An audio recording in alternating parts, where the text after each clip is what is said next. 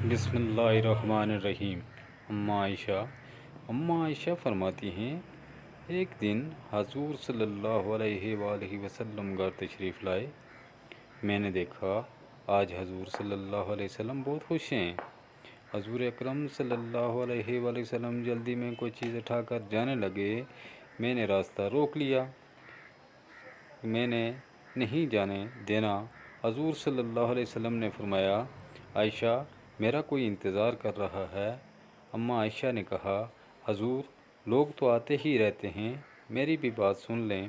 حضور صلی اللہ علیہ وآلہ وسلم نے فرمایا، اچھا بتاؤ کیا بات ہے؟ تو اماں عائشہ نے بتایا کہ مجھے میرے والد نے کہا تھا جس دن حضور صلی اللہ علیہ وسلم کو خوش دیکھو تو میری اور اپنی بخشش کی دعا کروانا۔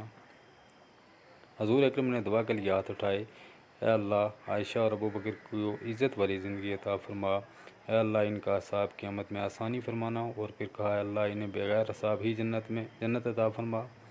حضور صلی اللہ علیہ وسلم کی دعا مانگ چکے تو پوچھا، عائشہ خوش ہو گئی ہو؟ جی حضور میں خوش ہو گئی ہوں۔ حضور اکرم اٹھ کر جانے لگے تو واپس لوٹ آئے اور کہا، عائشہ میری دعا سن کے رو رہی ہو؟